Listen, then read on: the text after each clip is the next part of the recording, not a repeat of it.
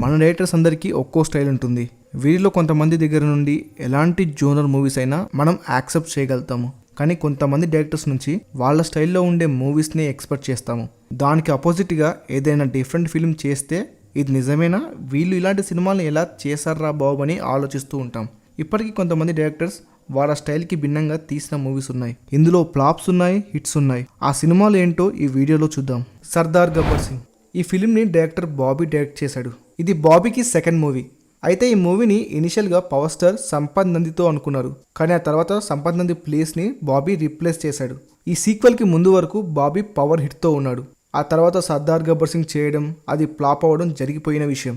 అప్పటికి బాబీ ఎలాంటి డైరెక్టరో తన క్యాపబిలిటీస్ ఏంటో చాలా మందికి తెలియదు. సో బాబీ సినిమాని సరిగా ప్లాన్ చేయలేదేమో, అందుకే సర్దార్ గబ్బర్ సింగ్ ఫ్లాప్ అయింది అనుకున్నాం. కానీ ఆ తర్వాత తను చేసిన మూవీస్ని చూస్తే నిజంగా బాబీ అయినా సర్దార్ గబ్బర్ సింగ్ తీసింది అనిపించింది. సర్దార్ గబ్బర్ సింగ్ తర్వాత జైలవ్ కుష, వెంకీ మామ, వాల్తేర్ వీరయ్య లాంటి సబ్జెక్ట్స్ ని నిజంగా చాలా బాగా హ్యాండిల్ చేసి హిట్ స్కోర్ చేశాడు. ఈ మూవీస్ చూసిన తర్వాత బాబీ క్యాపబిలిటీస్ ఏంటో క్లియర్ గా తెలిసింది. కానీ మరి బాబీ ఏంటి సర్దార్ గబ్బర్ సింగ్ అలా తీశాడు?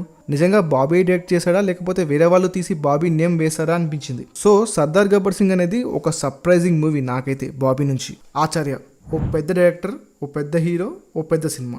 ఇంతమంది పెద్దలున్న తర్వాత సినిమా కూడా పెద్దగానే ఉంటుంది అనుకున్నా. కానీ థియేటర్కి వెళ్ళి చూసిన తర్వాత ఇది నిజంగా ఇంత పెద్ద డైరెక్టరే తీసాడా లేకపోతే వేరే వాళ్ళు తీసాడా అనిపించింది. ఎందుకంటే అసలు ఆడియన్స్ కనెక్ట్ అవ్వకుండా ఎలా తీసాడనిపించింది. డైరెక్టర్ శివ కమర్షియల్గా ఫెయిల్యూర్ లేని డైరెక్టర్.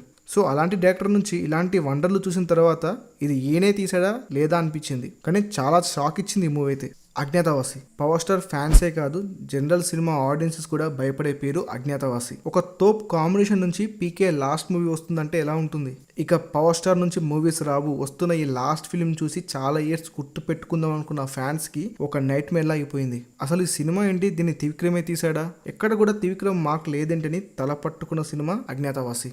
ఇక పవర్ స్టార్ ఫ్యాన్స్ అయితే మనం ఏం చూడలేదు, అసలు పీకే త్రివిక్రమ్ కాంబినేషన్ లో సినిమానే రాలేదని త్వరగా మర్చిపోయిన మూవీ. టోటల్ గా సినిమా అయితే ఎవరికి నచ్చలేదు. దట్టు పవర్ స్టార్ ఫ్యాన్స్ కి అయితే అస్సలు నచ్చలేదు. త్రివిక్రమ్ మ్యాజిక్ లేని మూవీ, డిసప్పాయింటెడ్ మూవీ అజ్ఞాతవాసి. ఇదో సర్ప్రైజింగ్ ఫిలిం. నువ్వు వస్తానంటే నేను వద్దంటానా?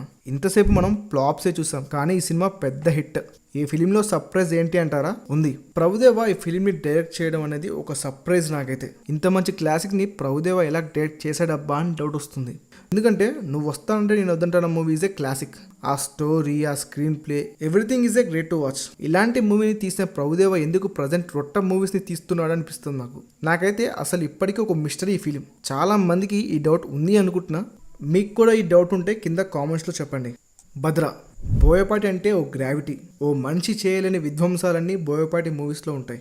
టోన్ జీన్స్ నుండి కత్తి రావడాలు, ఓ మనిషి ఎన్నో కిలోమీటర్స్ ట్రైన్ పై నుండి ట్రావెల్ చేయడాలు, అపార్ట్ ఫ్రమ్ దిస్ ఇంకా మంచి మంచి ఎలిమెంట్స్ కూడా ఉంటాయి. కానీ భద్రా మూవీని బోయపాటి ఎలా తీసాడో అస్సలు అర్థం కాదు.